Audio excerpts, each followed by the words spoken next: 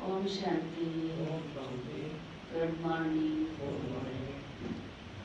यही मन में बाबा, तो बाबा हमारे मन में है और बाबा के साथ और भी कुछ बाबा के साथ हम बाबा के साथ, बाबा हमारे साथ है, हम बाबा के साथ। आज बाबा कहते यज्ञ भी हमारा है। हम सब कौन हैं? इस यज्ञ के रक्षक हैं, इस यज्ञ की संभाल करने वाले हैं, इस यज्ञ को आगे बढ़ाने वाले हैं, इस यज्ञ को निर्विघ्न बनाने वाले हैं। कौन? हम ब्राह्मण। चढ़ता है ये नशा, याद रहता है सदा कि हम ब्राह्मण इस यज्ञ की संभाल करने वाले हैं। कौन से यज्ञ की? कहाँ है? कहाँ है वो जो बाबा ने रचा है? महायज्ञ मधुबन है। उसके बाद आज बाबा ने कहा जहाँ सेवा स्थान है, सेवा केंद्र है, वहाँ भी सेवा करते हैं बहनें, बाबा की होली में। तो वो भी क्या हुआ? यज्ञ। तो हम सब कौन हैं? इस यज्ञ के रक्षक हैं, इस यज्ञ को चलाने वाले हैं, इस यज्ञ को संभालने वाले। हम यज्ञ को चलाने वाले हैं या बाबा यज्ञ को चलाता है? बाबा चलाता है। पर हम कौन हैं? हम भी आहुति डालने वाले हैं। आहुति डालते हैं ना हम अपना तन मन धन, समय श्वास संकर बोल कर्म, ये सब आहुति। सिर्फ विकारों की आहुति नहीं है। उसने यज्ञ में आहुति डालनी है। कौन सी डालेंगे? क्योंकि विकारों की डालनी है। वो तो डाल दी थी जिस दिन आए थे। अभी क्या करना है? विकारों के साथ साथ सेवा भी करनी है, संभाल भी करनी है। तन मन धन से जो भी यज्ञ में जिस समय जैसे जो आवश्यकता है उसको दिल से हमें पूर्ण तरह से पूरा करना है, रक्षा करनी है, भरपूर करना है। हम यज्ञ को भरने वाले हैं, यज्ञ में खाली करने वाले नहीं। खाली करने वाले, भरने वाले हैं, भरने वाले।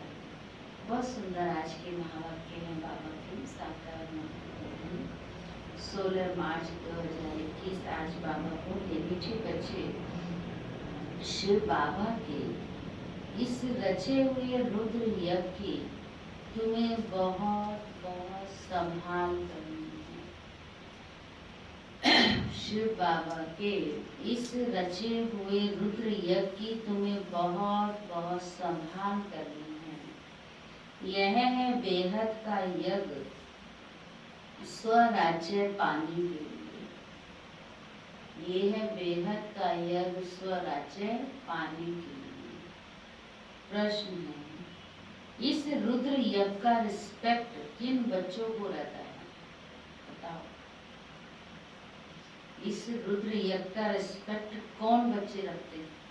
बच्चे तो हम सारे हैं, लेकिन हम बच्चों में कौन है जो इस यज्ञ की कदर करते हैं? रिस्पेक्ट माना कदर करते हैं, इसकी वैल्यू को समझते हैं, इसको महत्व देते हैं, इसकी केयर करते हैं,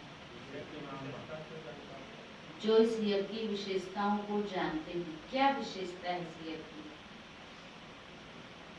हमें देवता बनाते हैं। हमें देवता बनाती है। वाह, बहुत अच्छी बात बताई। और सुधाम ले जाने के लिए रंग रचा है, स्वराज्य पाने के लिए यज्ञ रचा है। और क्या विशेषता है? विकारों से मुक्ति दिलवाते हैं। विकारों से मुक्ति दिलवाता है ये यज्ञ। और क्या करता है? मुक्ति भी देता है, जीवन मुक्ति भी देता है। और क्या करता है यज्ञ? जो हमारी दूसरी आत्माएं परमात्मा और बहने भाई हो उनको शांति देना, शांति देता है ये यज्ञ उसको। और जीवन जीने की सही कला सिखाता है, हमारा मन इच्छित फल देता है। तो जो समझते हैं इस यज्ञ की विशेषता को, इस यज्ञ में से ही हमको मन इच्छित फल की प्राप्ति होती है। इस यज्ञ से ही हमको सर्व प्राप्ति जो बाबा ने दी है वो सब यज्ञ से ही होती है। तो वही यज्ञ की केयर भी करते हैं और वही यज्ञ को यज्ञ में सेवा भी करते हैं, संभाल करते हैं, केयर करते हैं। बहुत सुंदर महावाक्य उत्तर है। कोई बात नहीं, कोई बात नहीं, मैं बैठ जाओ।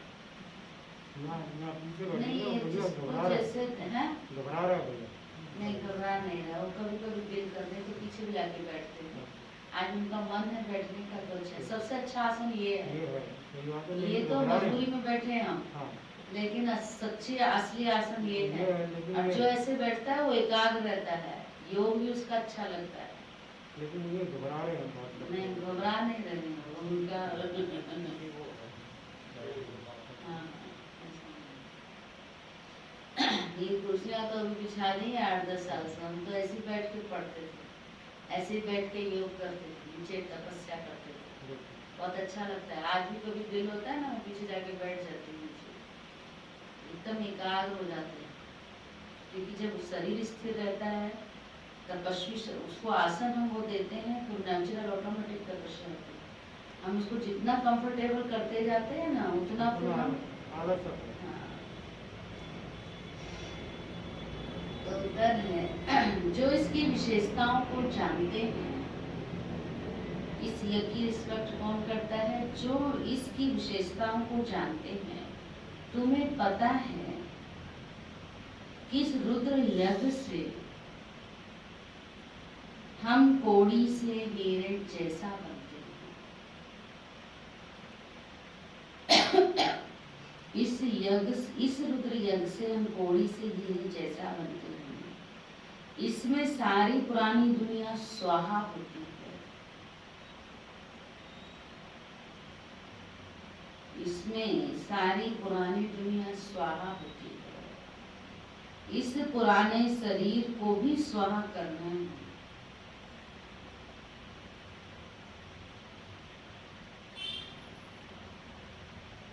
इस पुराने शरीर को भी स्वाहा करना है। कोई भी ऐसा बेकायदे कर्म ना हो जिससे यज्ञ में विघ्न पड़े, जिससे यज्ञ में विघ्न पड़े। जब ऐसा ध्यान रहे तभी हम इस यज्ञ की रिस्पेक्ट रख सकते हैं। ऐसा कोई भी काम ना करें जिससे इस यज्ञ में विघ्न पड़े, और ये तभी हो सकता है जब हम इस यज्ञ की रिस्पेक्ट करते हैं। गीत है माता और माता दुख है सबकी भाग्य विधाता। तो माताएं जब ये बात याद रखेंगी तो भाग्य बनाएंगी, नहीं तो भाग्य बिगाड़ने के काम भी माताएं कर जाती हैं। कैसे कैसे बताओ? हाँ, इधर की उधर करके है ना, उससे क्या होता है?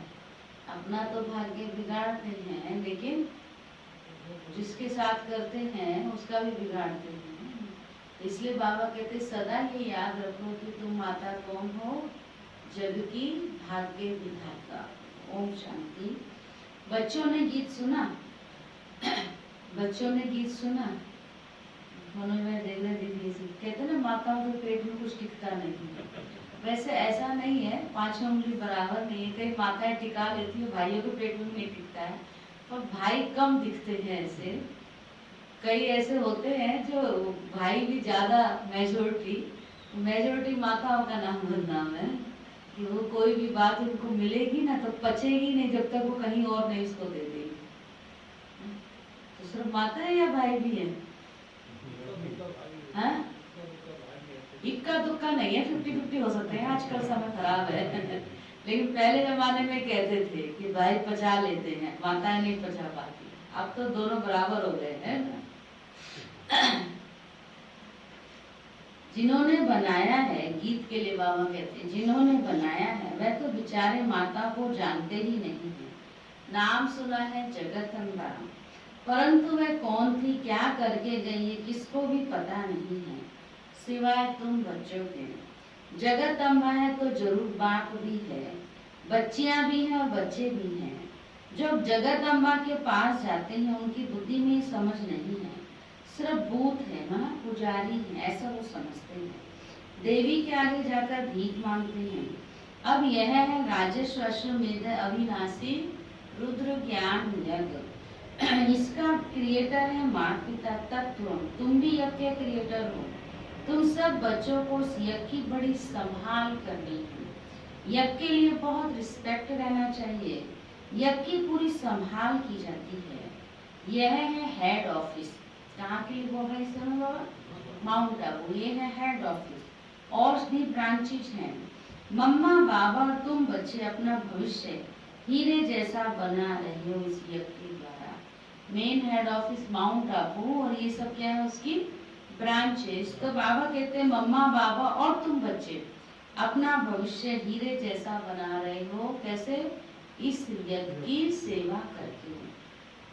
इस यज्ञ के द्वारा तो ऐसे यज्ञ की कितनी संभाल और इज्जत रखनी चाहिए, कितना लव होना चाहिए बाबा के इस यज्ञ से। है प्यार? बाबा के घर से प्यार ज्यादा है या जहाँ हम रहते हैं उस घर से प्यार ज्यादा है? बताओ। हाँ? दोनों तरफ है। बाबा की एक से ज्यादा है।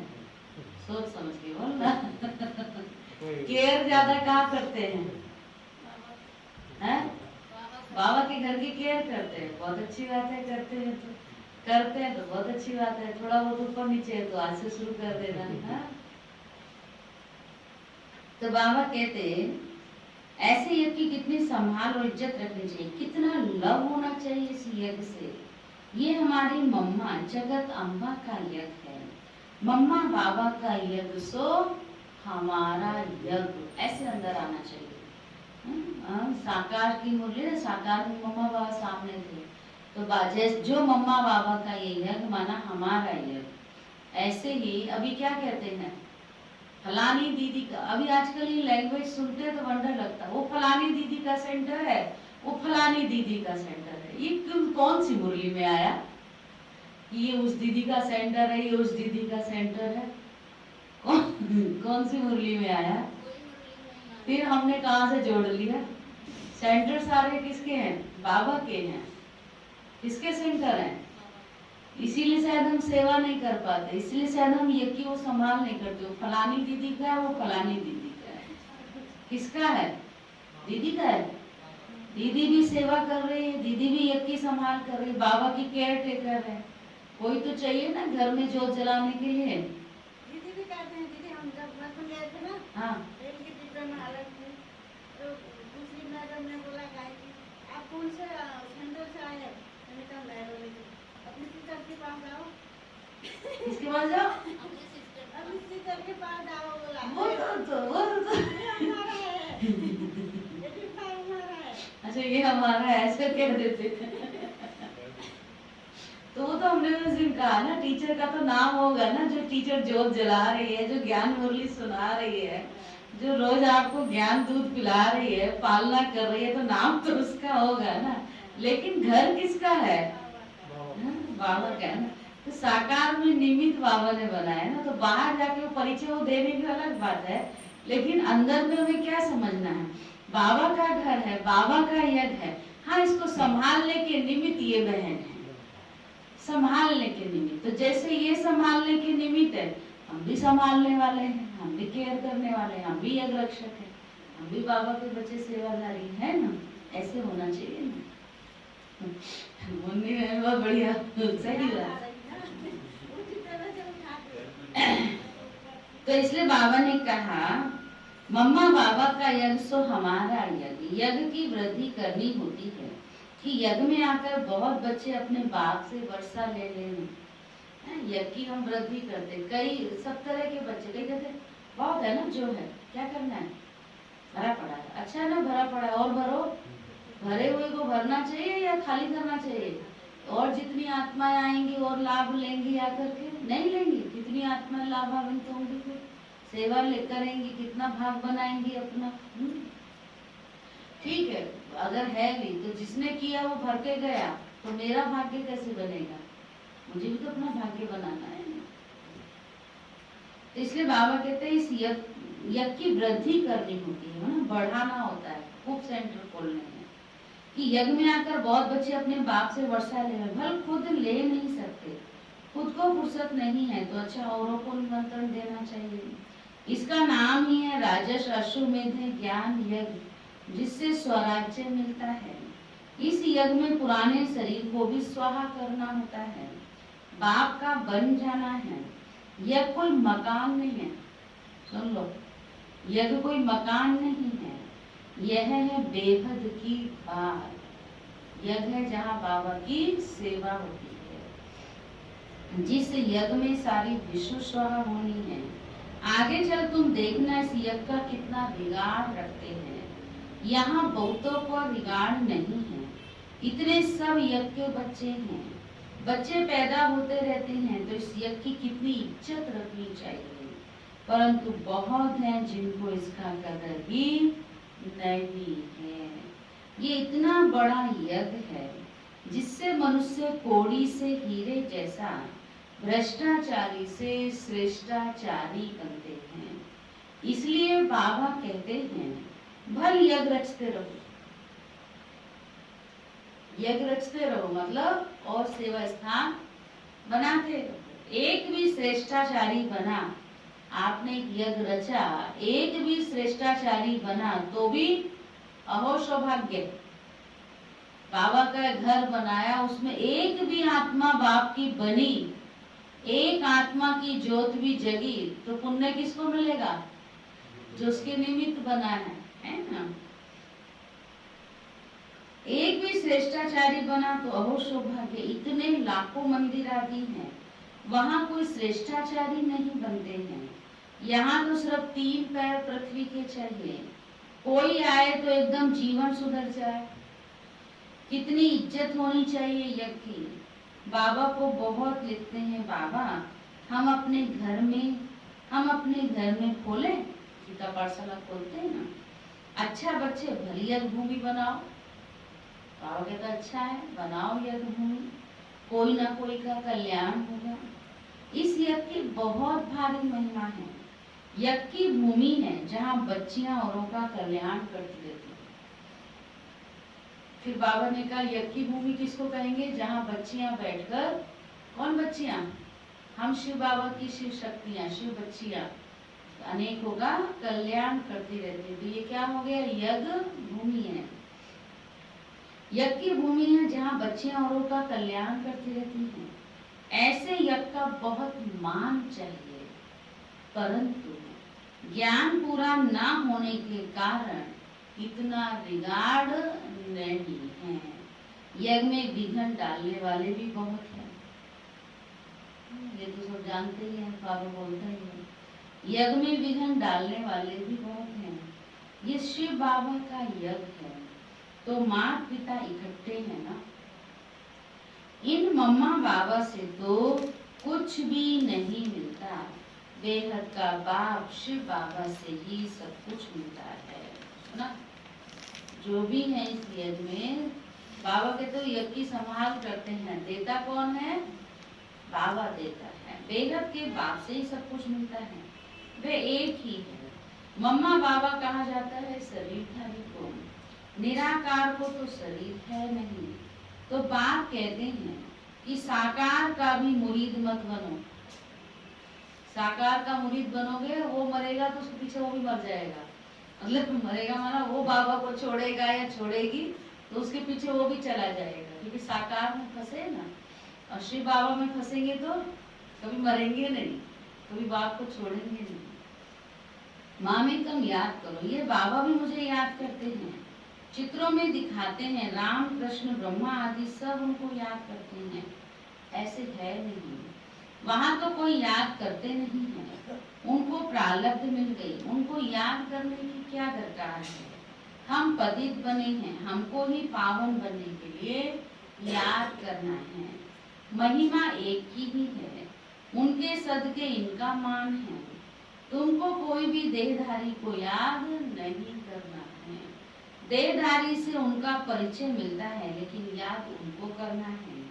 बाबा भी देहधारी है, सब परिचय देते हैं, परंतु बहुत ऐसे भी बेसमझ बच्चे हैं जो कहते हैं हम तो डायरेक्ट शिव बाबा की प्रेरणा से ज्ञान ले सकते हैं। अगर ऐसा होता तो फिर इस रथ में उनको आने की क्या दरकार पड़ी है। ऐसे भी हैं जो समझते हैं साकार से हमारा क्या काम।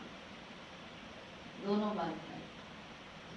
अभी कहा है साकार में नहीं फंसना है, साकार को याद नहीं करना है।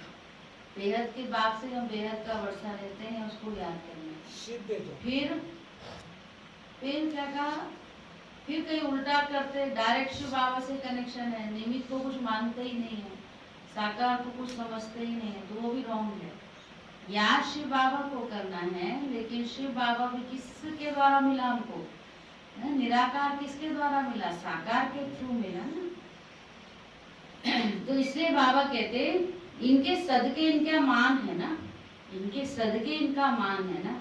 तुमको कोई भी देहधारी को याद नहीं करना है, देहधारी से उनका परिचय मिलता है, याद उनको करना है। बाबा भी देहधारी है, सब परिचय देते हैं, परंतु बहुत ऐसे भी बेसमझ बच्चे हैं जो कहते हैं कि हम तो डायरेक्ट शिव बाबा की प्रेरणा से ज्ञान ले सकते हैं। अगर ऐसा होता तो फिर इस रथ में उनको आने की क्या दरकार पड़ी है। ऐसे भी हैं जो समझते हैं साकार से हमारा क्या काम। बाप कहते हैं मन मना करो, उनको याद करो, परंतु थ्रू तो इनके कहते हैं ना। फिर नंबरवार रिगार्ड रखना होता है। रिगार्ड वही रखेंगे जो नंबरवार गद्दी पर बैठने वाले होंगे। मम्मा बाबा पहले बैठेंगे राजगद्दी पर, फिर उनको फॉलो करना है। बहुत प्रजा बनानी पड़े, पद भी बहुत ऊंचा है, डरने की तो कोई बात ही नहीं है। एरोप्लेन में कोई नए चढ़ते हैं तो जैसे कि डरते हैं। कोई तो देखो चंद्रमा के ऊपर भी जाते रहते हैं, कोई तो एरोप्लेन में बैठने से डरता है, कोई चंद्रमा के ऊपर चला जाता है। प्रैक्टिस की बात है ना, परंतु उनसे फायदा तो कुछ भी नहीं होना है। ये तुम बच्चे जानते हो, वह समझते हैं कि मून के ऊपर भी राजधानी बनाएंगे, परंतु ये कुछ भी होना नहीं है, डाउनफॉल है ना। डाउनफॉल और राइज को भी बच्चे समझते हैं। चित्र भी है, ये लक्ष्मी नारायण राज्य करते थे। आज तो देखो भारत कितना गरीब है, यह तो रियल बात है। इन्होंने तो खुद ही लिखा है, तो यहाँ सीडी में भी दिखाना चाहिए। वहाँ हीरो के महल चमकते हैं, यहाँ फिर कोड़ियाँ दिखानी चाहिए। अगर कोड़ियाँ चलती, आगे कोड़ियाँ चलती थी, पहले कोड़ियाँ चलती थी। गुरुद्वारे में क्या रखते थे, कोड़ियाँ रखते थे। अब तो कोई पैसा भी नहीं रखते होंगे। कोड़ियाँ की वैल्यू ज्यादा थी, धावा कहते हैं, तो कोई पैसा भी नहीं रखते होंगे। सीढ़ी तो बहुत अच्छी है, इसमें बहुत कुछ लिख सकते हो। मम्मा बाबा के साथ बच्चों का भी चित्र हो और ऊपर में आत्माओं का भी झाड़ हो। नए नए चित्र रेडी होते जाएंगे, समझाने में भी सहज होगा। डाउनफॉल कैसे होता है, फिर राइज कैसे होता है। हम निराकारी दुनिया में जाकर फिर साकार दुनिया में आते हैं। समझने में बड़ा सहज है, समझते नहीं है तो समझा जाता है इनकी तकदीर। बाबा तो कितना सहज रीति समझाता है, अच्छे से समझाता है। नहीं समझेंगे तो कहाँ जाएगा इनकी तकदीर। ड्रामा को साक्षी होकर देखा जाता है। बच्चों को यज्ञ की बहुत रिस्पेक्ट होनी चाहिए। यज्ञ का एक पैसा भी बिगर पूछे उठाना व माता पिता की छुट्टी बिगर किसको देना, ये भी महान पाप है। यज्ञ का एक पैसा भी किसी को देना या बिना पूछे उठाना। कई अभी देखो इस बात पर एक बात बताते हैं, कई कहते इसलिए बाबा के घर से यज्ञ से हम कभी किसी को उधार कर्जा नहीं देते। कोई कहता दीदी इसलिए तो हमारे पास अभी नहीं, इसके काम से कुछ दिन पहले की बात थी कि आप इस काम को कर दीजिए, लेकिन ये पैसा किसका है? यज्ञ का पैसा यज्ञ के ही काम में आता है। ऐसे हम किसी को दे ही नहीं सकते। हम कभी भी किसी को कुछ, किसी की शादी होती, जन्मदिन होता, पार्टी मतलब कुछ ऐसा होता, तो उसको बाबा के घर से सौगात देंगे, कुछ वस्तु देंगे, चीज दे देंगे, लेकिन पैसा नहीं देते। पैसा नहीं देते क्यों? ये यज्ञ का पैसा है, चीज तो जाएगा तो वो लगाएगा। याद रखिएगा, बाबा के घर का पैसा गया, किस काम में उसने यूज किया?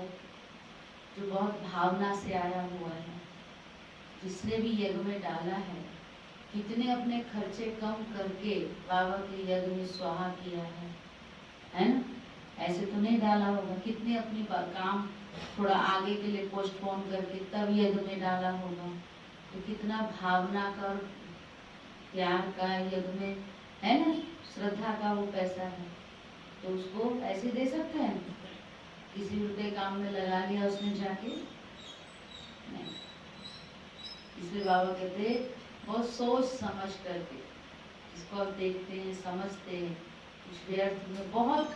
बाबा कहते इसलिए कहा ऐसे किसी को भी हम बाबा के घर का यज्ञ का बिना पूछे देना या ऐसे ही किसी को दे देना, यह नहीं है। समझ रहे हैं? कई आत्माएं ना कईयों को भड़काते हैं। आप देखो मेरे साथ अभी हुआ है 1-2 महीने पहले। देखो आप यज्ञ में इतनी सेवा करते हो, दीदी से जरा पैसा मांग के देखो। आपको जब दीदी बुलाती है तो आप पहुंच जाते हो सेवा में, जरा मांग के तो देखो दीदी से। तो अच्छी बात है, दीदी का है, दीदी तो सेवादारी है ना सेवादारी। बल्कि जो भी बाबा के घर में करते हैं उसकी अच्छे से संभाल करने वाले, उसको वेस्ट ना जाए, वो अच्छे का वो सेवा में ही लगे, ये उसको ध्यान रहता है। कई परखाने वाले भी मिल जाते हैं। इसलिए बाबा ने बहुत सुंदर आज जवाब दिया, कुछ भी किसी से को बिना पूछे उठा के दे देना या ऐसे ही देना, यह भी महान पाप है। तुम तो बच्चे हो ना बाबा के। कौन हो तुम? बच्चे हो ना। कोई समय भी कोई भी चीज मिल सकती है आपको। अब ये बात दूसरी बाबा ने कहा, जास्ती लेकर क्यों रखना चाहिए? कई यज्ञ में ही रहने वाले, यज्ञ के जो निमित्त हैं, बड़े हैं, उनसे बिना पूछे उठा के अपने पास रख लेते हैं या बिना पूछे ही किसी को दे देते हैं। कोई बहुत बड़ों से बिना पूछे दे दिया या अपने आप उठा के अपने पास रख लिया, बाद में काम आएगा। तो वो बात बाबा ने कहा यह भी महान पाप है। आप यज्ञ में रह रहे हो तो बाबा आपकी जो भी आपको जिस समय आवश्यकता होगी बाबा पूरी करेगा ना, करेगा निमित्त के थ्रू ही, लेकिन बाबा करेगा ना। जास्ती रखने की क्या दरकार है? वो बाबा कहते हैं जास्ती लेकर क्यों रखना चाहिए? समझ रहे हैं? कई पैसा रख लेते हैं अपने पास छिपा के, पता नहीं दीदी उस टाइम पर दे पाएगी या नहीं, तो मैं अपना रख लूँ अलग से, या कुछ सामान भी रख लेते हैं एक्स्ट्रा। उसके लिए बाबा कहता है सोचते हैं पता नहीं मिले ना मिले। तो ये ऐसी हिम्मत अंदर से क्यों नहीं आती कि भगवान का जो बाबा पिछले वो संस्कार तो होते हैं ना परिवार से, लौकिक अभी आए हैं ना कुछ संस्कार, लौकिक के संस्कार तो लेके आए ना। क्या हमें एक टाइम में मतलब कोई परेशानी झेल लेंगे, लेकिन दूसरे की चोरी या भीख मांगना वो क्यों है अंदर, आदमी के अंदर? वो संस्कार है, रॉन्ग, गलत है, लेकिन है तो धीरे धीरे सुधारते हैं। कई सुधार लेते हैं, कई फिर भी ऐसे ही बने रहते हैं, नहीं सुधारते हैं। बहुत ऐसे उनको विश्वास को नहीं अपने ऊपर। अब वो विश्वास नहीं हो, उनकी अपनी स्थिति है ना। विश्वास तो होना चाहिए जिसको जीवन दिया है, जिस पर वो समर्पित हुए हैं, भगवान पर, किसी इंसान पर नहीं हुए हैं, है ना। दुनिया में एक इंसान भी पर भी अगर होते हैं तो वो भी ध्यान रखता है कि इसको खाने की कमी ना रहे। यहाँ तो भगवान पर समर्पित हुए हैं, तो भगवान पर तो उस पर को विश्वास होना चाहिए कि भगवान कभी मुझे किसी की कमी छोड़ नहीं सकता। लेकिन विश्वास की कमी होती है जो छिपा के रखते हैं। बहुत ऐसे निकलते हैं जो छिपा के रख लेते हैं अलग से, बहुत ऐसे निकलते हैं। तो विश्वास की तो कमी है ना। अब वो उसकी अपनी स्थिति है। बाबा तो हमको पढ़ा रहा है, सिखा सकता है ना, सिखा सकता है। आप किसी को कोई बात सिखा सकते हो, जबरदस्ती तो नहीं कर सकते ना।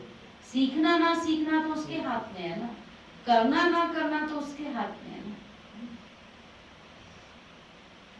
सोचते हैं पता नहीं ना मिले तो अंदर रखने से फिर दिल खाती है, क्योंकि बेकायदे काम है ना।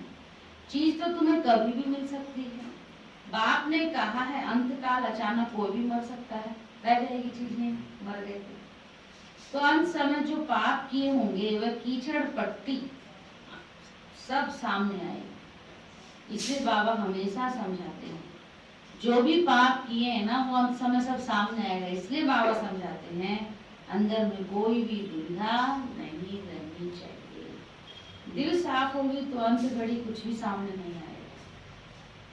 यज्ञ से तो सब कुछ मिलता रहता है।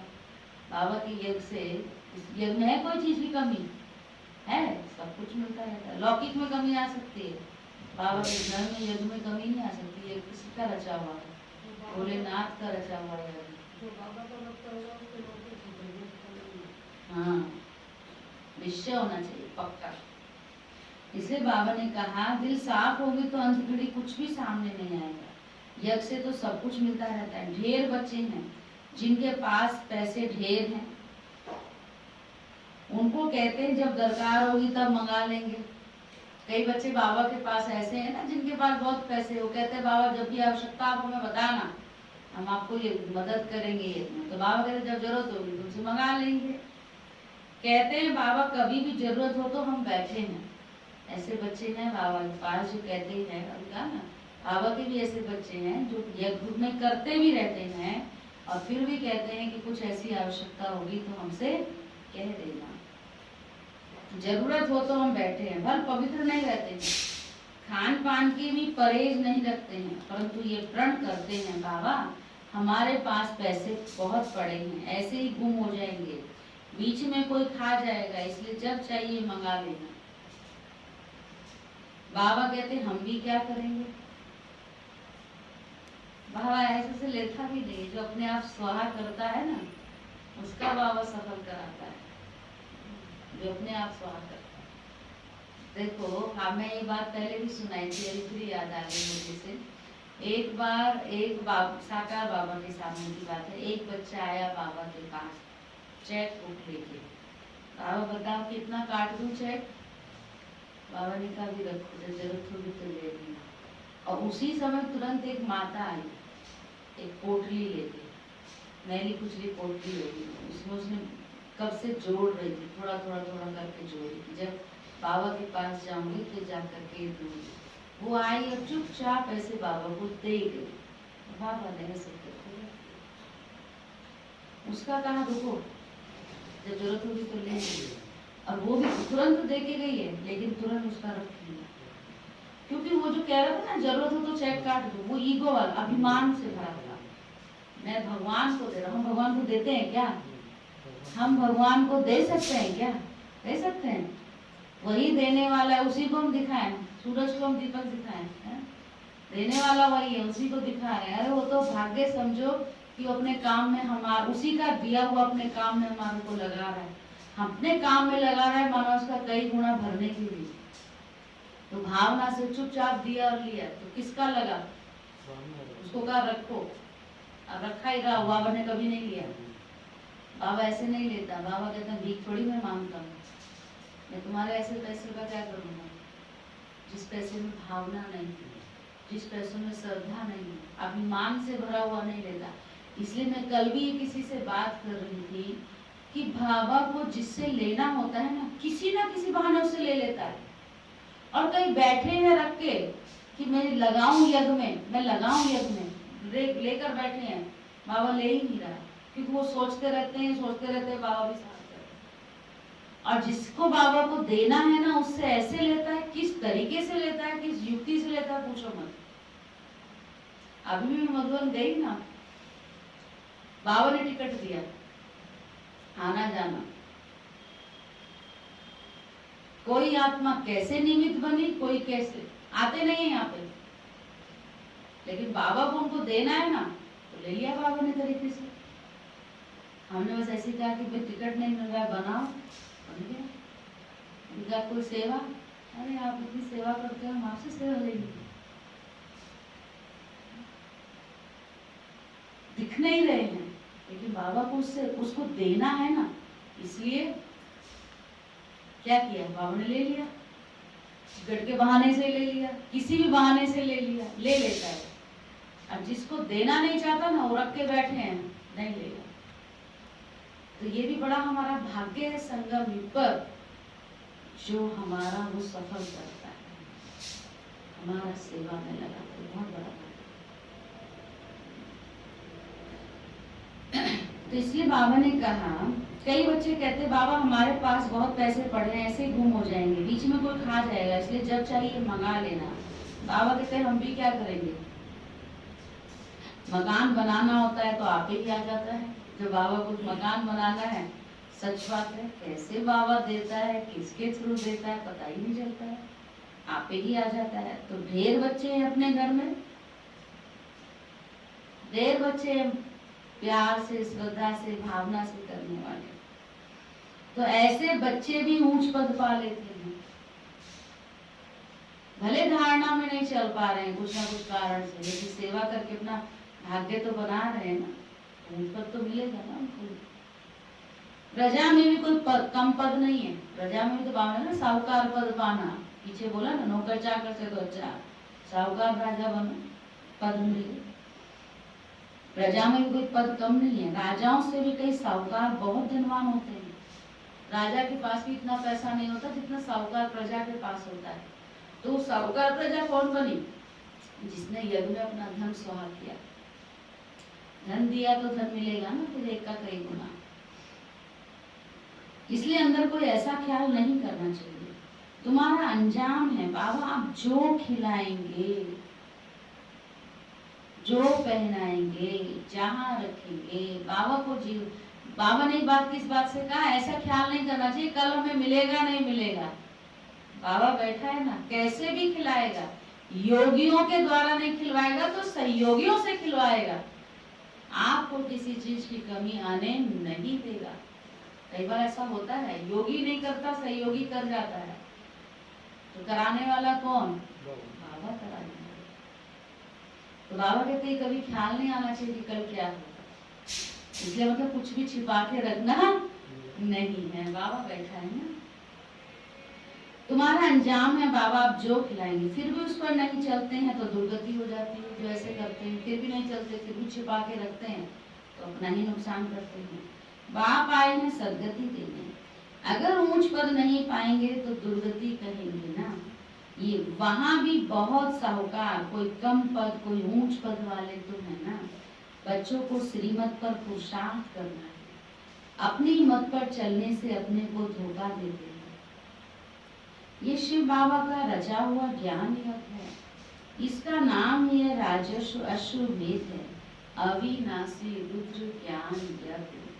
शिव बाबा आकर स्वराज्य देते हैं, किसकी तकदीर में नहीं है, नाम वाला नहीं होना है तो मुख से अच्छी पॉइंट्स नहीं निकलती।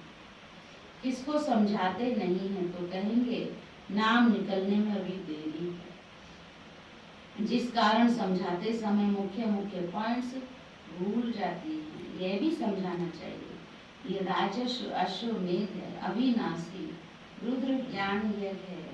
स्वराज्य पाने के लिए बोर्ड पर भी लिख सकते हो, इस यज्ञ में पुरानी दुनिया सब स्वाहा हो जाती है, जिसके लिए महाभारत लड़ाई खड़ी है। विनाश के पहले स्वराज्य पद लेना हो तो आकर लो, बोर्ड पर तो बहुत कुछ लिख सकते हो, एम ऑब्जेक्ट भी आ जाए, नीचे लिखना चाहिए स्वराज्य पद मिलता है। जितना हो सके क्लियर लिखत होनी चाहिए, जो कोई भी पढ़ने से समझ जाए। बाबा डायरेक्शन देते हैं, ऐसे ऐसे बोर्ड बनाओ, ये अक्षर जरूर लिखो, आगे चल इस यज्ञ का प्रभाव बहुत निकलेगा, तूफान तो बहुत आएंगे। कहते हैं सच की नाव हिले डुले लेकिन डूबे नहीं, और झूठ की नाव हिलेगी डुलेगी नहीं लेकिन सीधी डूब जाएगी। तो कौन सी नाव पर बैठना है? हा? सच की। तूफान तो बहुत आएंगे, कहते हैं सच की नाव हिले डुले लेकिन डूबे नहीं। खीर सागर तरफ जाना है तो विषय सागर तरफ दिल नहीं रहनी चाहिए। जो ज्ञान नहीं लेते हैं उनके पिछाड़ी पड़कर अपना टाइम वेस्ट नहीं करना चाहिए। समझानी तो बहुत बहुत सहज है। कितना अच्छे से बाबा समझाता है। तुम ही पूज्य देवी देवता थे, अब तुम पुजारी बनेंगे। फिर बाप कहते हैं माँ में कम याद करो तो खाद निकल जाएगी, तुम्हारे पाप भस्म हो जाएंगे और कोई उपाय नहीं है। यही सच्चा सच्चा उपाय है, परंतु योग में नहीं रहते हैं। देह अभिमान बहुत है, देह अभिमान जब मिटे तब योग में रह सकते हैं। फिर कर्मातीत अवस्था हो, पिछाड़ी में कोई भी चीज याद नहीं आनी चाहिए। कोई कोई बच्चों का कोई चीज में इतना मोह पड़ जाता है जो बात मत पूछो। किसी किसी बच्चे का किसी चीज में इतना मोह होता जो बात मत पूछो। शिव बाबा को कभी याद ही नहीं करते हैं। ऐसे बाप को तो खास याद करना चाहिए ना। सबसे ज्यादा मोह किससे करे? शिव बाबा से करे। मोह करना भी है तो बाप से करे, बाप को याद करे। कहा जाता है हथ काटे दिल यादे, ऐसे बहुत मुश्किल किसको याद कर रहता है। चलन से पता पड़ जाता है ना, यज्ञ का रिगार्ड नहीं रहता। जो यज्ञ का रिगार्ड नहीं रखते, क्या वो यज्ञ चलाने वाले को रखते होंगे उसका रिगार्ड? नहीं। जो यज्ञ में सेवा नहीं करते, जो यज्ञ में तन मन धन स्वाहा नहीं करते, क्या वो यज्ञ रचने वाले को प्यार करते होंगे? जो यज्ञ रचने वाले को प्यार करते हैं वो यज्ञ की बड़ी प्यार से संभाल करते हैं। ये निशानी देखने में आता है। आपकी सूक्ष्म में क्या स्थिति है इस स्कूल से तो पता चलेगा नहीं। इस यज्ञ की बड़ी संभाल रखनी चाहिए। संभाल की, देखो बाबा ने क्या कहा, यज्ञ की संभाल की माना बाबा को खुश किया। देखिए तुम बहुत शिव बाबा को प्यार करते, बहुत शिव बाबा को याद करते हैं, यज्ञ में पाई भी खर्च नहीं करते। बाबा कहते कैसे होगा, मानेंगे? बाबा कहते यज्ञ की संभाल की माना बाबा को खुश किया। हर बात में संभाल चाहिए, माना हर बात में संभाल कर, माना यज्ञ की संभाल चाहिए। गरीबों की पाई पाई सी यज्ञ में आती है, जिससे वे पदम पति बनते हैं। ये यज्ञ कैसे चलता है? पाई पाई से चलता है। माताएं जिनके पास कुछ भी नहीं, 1-2 रुपया 8 आना यज्ञ में देती हैं, वो पदम पति बन जाती है।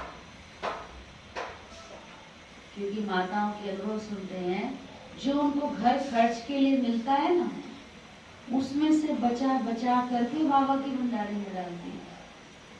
जो घर में किराना आता है ना, उसमें से निकाल निकाल के मुट्ठी मुट्ठी बाबा के घर में ले आती है। सुबह सुन रहे थे कि कैसे एक बार एक माता यज्ञ में मधुबन में थोड़े चावल लेके गई और कहा बाबा को, बाबा ये सब ब्राह्मणों को खिला देना। तो बाबा ने कहा ठीक है बच्ची। तो जो उसके साथी थे ना 2-4 जने, उन्होंने उसको कहा कि चावल सबको खिलाना था तो बोरी भर के लाती, ट्रक भर के लाती, इतने से चावल से सबको कैसे खिलाएंगे? लेकिन बाबा ने देखा बड़ा भावना से प्यार से लेकर आई थी, तो बाबा ने बड़े प्यार से स्वीकार किया। साकार समय की बात। फिर बाबा ने पूछा जो भोग बनाती मम्मा को या जो भी मिली थी भोग बनाने की, कल क्या भोग में बन रहा है बच्ची? तो कहा कल हलवा बन रहा है। तो बाबा ने कहा खीर बन सकती है? कहा क्यों नहीं बाबा, खीर बन सकती है। तो खीर बनवाई और वो चावल लेके आई थी माता, तो चावल और खीर मतलब उस चावलों की खीर बनी और वो सब ब्राह्मणों को मिला ना।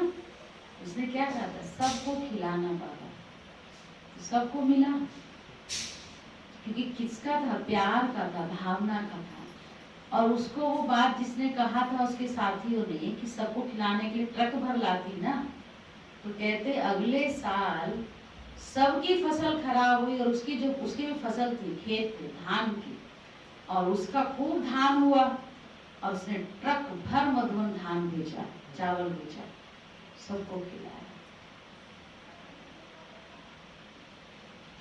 तो भावना से हम कुछ करते तो बाबा यज्ञ को भी अच्छे से, यज्ञ में भी वो स्वीकार आ जाता है और हमारे भी भंडारे भरपूर होते हैं। सबकी फसल ठीक गड़बड़ हुई थी लेकिन उसकी फसल अच्छी हुई। क्यों? बाबा को संकल्प दे के आई थी कि बाबा अगर मेरे काम होगा अच्छा सा, फसल अच्छी होगी तो मैं ट्रक भर चावल लाऊंगी। गए ट्रक भर चावल। इसलिए बाबा ने कहा माताएं जिनके पास कुछ भी नहीं है, 1-2 रुपया 8 आना यज्ञ में देती हैं, वह पदम पति बन जाती हैं, क्योंकि बड़ी भावना से खुशी से लाती हैं। बाप कहते मैं हूँ ही गरीब निवाज, तुम बच्चों के लिए ही तो आया हूँ। कोई 8 आना ले आते, बाबा मकान में मेरी एक ईंट लगा दो। ऐसे अभी देखो बाबा का घर बनाया ना, अभी वहां पर भी बहुत अंदर से आता है, भावना वालों, किसी ने अपना कोई उसको मिला होगा, किसी ने भावना से, कोई एक ईंट लगा रहा है, कोई 8 आना लगा रहा है, तो किसी के पास कुछ नहीं तो अपना सोना ही दे दिया। ऐसे भी कि सिर्फ मेरे मायके का है, मुझे मिला था, इधर नहीं थी, मैं बाबा के कार्य में लगा। उसकी भावना को देख के क्या होता है, ऐसी माता है भावना से। माताओं को सबसे ज्यादा सोने से प्यार होता है, वो बाबा के कार्य में दिया। पैसा तो मेरे पास है नहीं, लेकिन इसका जो आएगा वो बाबा के काम में लगा देंगे। कितना बाबा उनको भर कर देगा, सोचो। जब हम ही उस चीज को स्वीकार करते हैं तो अंदर से इतनी भावना आती है, इतने भावुक हो जाते हैं उसको देखकर। तो भगवान कितना भावुक होता होगा, कितना भरता होगा उसको, कितना भरेगा उसको, भरेगा नहीं भरेगा। बाबू मकान में मेरी ईंट लगा दो, कभी 2 मुट्ठी अनाज भी ले आते हैं, उनका तो बहुत हो जाता है, कणा कणा मोहर बराबर हो जाता है उनका। तो भावना का होता है कण कण भी हीरे समान हो जाता है, मोहर बन जाता है। ऐसे थोड़े कि तुमको गरीबों को बैठकर दान देना है। अब बाबा के घर में बच्चे, गरीब बच्चे लगाते हैं तो बाबा के कार्य हो और उससे अनेक आत्माओं की सेवा हो, अनेक आत्माओं का कल्याण हो, उसमें लगाना है। ये थोड़ी कि वो तो भावना से लेकर आए और हम जाके गरीबों को दान करें। गरीबों को तो आप कितना भी कितने दिन खाना खिलाओगे, वो कभी बैठेंगे कि नहीं आज छोड़ दो। लेकिन वो कल्याण करो ना जो खाना कमाना सीख जाए। गरीबों को तो ये लोग दान देते रहते हैं, बाबा के तो बहुत है गरीबों को देने वाले। ऐसे तो दुनिया में ढेर गरीब हैं, सब आकर यहाँ बैठ जाएं तो माथा ही खराब कर देंगे। ऐसे तो बहुत कहते हैं हम यज्ञ में समर्पण हैं। अब देखो बाबा ने पॉइंट चेंज किया है। ऐसे बहुत कहते हैं हम यज्ञ में समर्पण हूँ, परंतु संभाल कर लेना होता है। यज्ञ में भी हर एक को समर्पित नहीं करते, संभाल कर लेना होता है। ऐसा ना हो यज्ञ में आकर उधम मचाए, समर्पित हो जाए फिर यहाँ आकर विघ्न क्रिएट करे, उधम मचाए। यज्ञ में तो बहुत पुण्य आत्मा बनना चाहिए, बड़ी संभाल करनी चाहिए, रिगार्ड रहना चाहिए यज्ञ के लिए। जिस ईश्वरीय यज्ञ से हम अपना शरीर निर्वाह करते हैं, यज्ञ का पैसा किसको देना बड़ा पाप है। यज्ञ का पैसा किसको देना बड़ा पाप है। यह पैसे हैं ही उनके लिए जो कोड़ी से हीरे जैसा बनते हैं, उनके लिए बाबा की सेवा में जो यज्ञ स्वार करता है उनके लिए है। ईश्वरीय जो सर्विस में है, बाकी गरीबों आदि को देना ये दान पुण्य तो जन्म जन्मांतर करते आए हो, उतरते उतरते पाप आत्मा ही बनते आए हो। तुम बच्चे सबको बाप का परिचय देने के लिए छोटे छोटे गांव में भी प्रदर्शनी करते रहो। एक गरीब भी निकल आए तो वह भी अच्छा, इसमें कोई खर्चा तो है नहीं। लक्ष्मी नारायण ने ये राजाई पाई, क्या खर्चा किया? कुछ भी नहीं। विष्णु की बादशाही पाने के लिए खर्चा तो कुछ भी नहीं किया ना। वे लोग आपस में कितना लड़ते हैं, बारूद आदि पर कितना खर्च करते हैं। यहाँ तो खर्चे की कोई बात ही नहीं है। बिगर कोड़ी खर्चा सेकंड में विश्व की बादशाही में। अल्प को याद करो, बे बादशाही है ये। बाप कहते जितना हो सके सच्चे दिल से सच्चे साहब को राजी करो तो सचखंड के मालिक बनेंगे। झूठ यहाँ नहीं चलेगी, याद करना है। ऐसे नहीं कि हम तो बच्चे हैं ही, याद करने में बड़ी मेहनत है। कोई विकर्म किया तो बड़े घोटाले में आ जाएंगे, बुद्धि ठहरेगी ही नहीं। बाबा तो अनुभवी है ना, बाबा बताते रहते हैं। कई बच्चे अपने को मियाँ मिट्ठू समझते हैं, परंतु बाबा कहते बहुत मेहनत है। आसान थोड़ी है एक बाप की याद में रहना, बहुत मेहनत। एक दिन तो सारा दिन योग में रहते, बाबा बाबा रहता है बस। बाबा कहते आसान नहीं है, बहुत मेहनत है। माया बहुत बिगड़ डालती है ना। अच्छा, मीठे मीठे सीखी लदे बच्चों प्रति माँ पिता बाप दादा का याद प्यार और गुड मॉर्निंग। रूहानी बाप की रूहानी बच्चों को नमस्ते। हम रूहानी बच्चों की रूहानी बाप दादा को भी गुड मॉर्निंग, नमस्ते नमस्ते नमस्ते। धारणा की मुख्य सार तो क्या कहा बाबा ने आज की मुरली तो बड़ी एक एक चीज क्या सिखाई। हाँ, और यज्ञ से हमें ज्ञान मिलता है, ज्ञान योग मिलता है यज्ञ। इसलिए हमें क्या करना है, इस यज्ञ की बड़ी संभाल करनी है ना। कहीं भी हमको कुछ नुकसान दिखता है, कहीं देख रहे हैं बिना मतलब की लाइट पंखा चल रहा है तो वो बिजली आएगी ना बिल फालतू, उसको बंद कर दो। कहीं देख रहे हैं पानी बेकार, कोई भी चीज हम देख रहे हैं ना जो नुकसान व्यर्थ हो रही है उसको संभाल करो। कहीं कुछ फैला हुआ दिख रहा है उसको समेटो, है ना। ठीक है, कोई भी किसका घर है, बाबा का रचा हुआ यज्ञ है और हमको बाबा ने बड़ा योग्य समझा जो इस यज्ञ में लेकर के आया। तो हमें इस यज्ञ की हर रूप से बड़ी संभाल करनी, कुछ भी इसका नुकसान नहीं होना चाहिए। कहीं भी कोई नुकसान दिखाई दे तो उसको कौन ठीक करेगा, जो बैठे हैं वो तो करते ही हैं, पर कभी कभी बिजी हो जाते हैं तो हमको भी क्या करना है, हम भी तो है ना। हम सब कौन है, हम सब यज्ञ रक्षक हैं, सब यज्ञ के ब्राह्मण हैं। हमें इसको बड़े प्यार से संभालना है, अच्छी सी केयर करना। और जैसे हम अपना घर संभालते हैं उससे ज्यादा इसको संभालना है। वो घर तो आपने रचा है, उसकी भी संभाल करते क्योंकि आपने रचा है, और ये घर बाबा ने रचा है तो इसकी तो और ज्यादा संभाल करनी चाहिए, है ना। और हाँ, दिल से करती हूँ, भावना से करती। बाबा ने कहा उनकी पाई पाई से। हाँ, तो अभी कुछ समय की पहले ही बात है, किसने कहा आपको क्या पता कितना महंगी, कुछ ऐसी बात बोली थी, आपको क्या कदर है, आपको तो ऐसे बिना कमाए मिल गया। मैंने कहा कमाए बिना कमाए नहीं मिला है, बहुत मेहनत से कमाया हुआ है।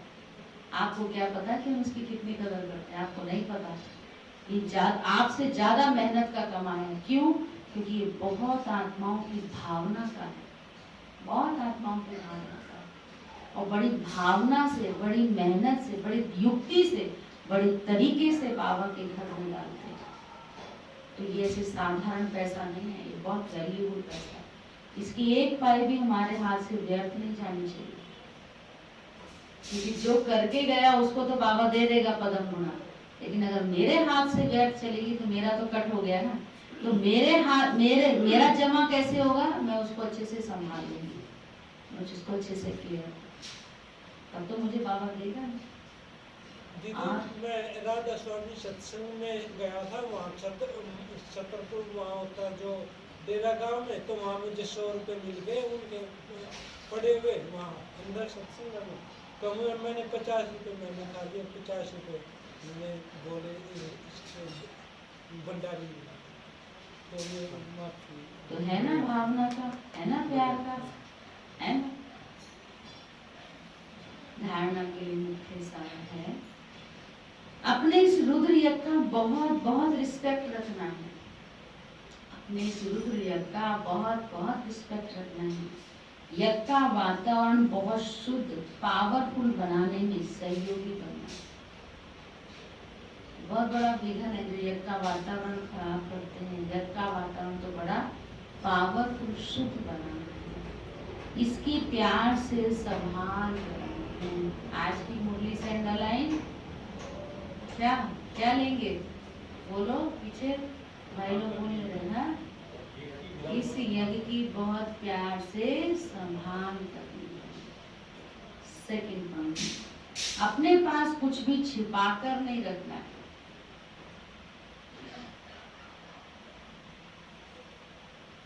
दिल साफ तो मुराद हासिल। आप सच्चे दिल से बाबा के साथ रहो, बाबा आपको कभी किसी चीज की कमी होने नहीं देगा। आप कहीं भी नहीं, चाहे यज्ञ में हो चाहे घर में हो, घर भी बाबा का है ना। सच्चे दिल से साहब राजी, दिल साफ तो मुराद हासिल। इस यज्ञ की कोड़ी कोड़ी अमूल्य है। कोड़ी भी इस यज्ञ की अमूल्य है, इसलिए एक कोड़ी भी व्यर्थ नहीं गवानी।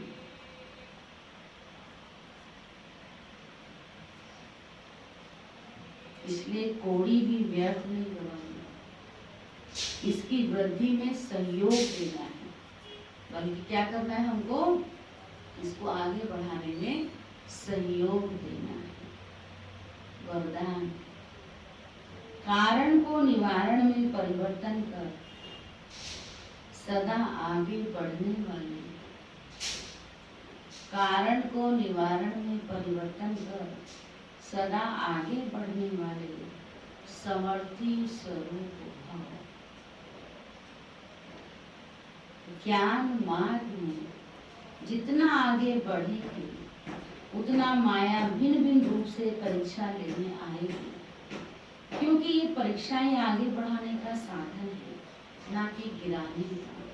लेकिन निवारण के बजाय कारण सोचते हो तो समय और शक्ति व्यर्थ जाती है। कारण के बजाय निवारण सोचो तो एक बाप की याद की लगन में मगन रहो तो समर्थी स्वरूप बन निर्विघ्न हो जाए। स्लोगन है, महादानी वह है, महादानी वह है जो अपनी दृष्टि वृत्ति और स्मृति की शक्ति से शांति का अनुभव कराए। महादानी वह है जो अपनी दृष्टि वृत्ति और स्मृति की शक्ति से शांति का अनुभव कराए। आज का प्रतिष्ठान 16, जिस समय जिस संबंध की आवश्यकता हो उसी संबंध से भगवान को अपना बना दे। दिल से कहो मेरा बाबा और बाबा कहे मेरे बच्चे। इसी स्नेह के सागर में समा जाओ। यह स्नेह छत्र छाया का काम करता है, इसके अंदर माया आ नहीं सकती। ओम शांति।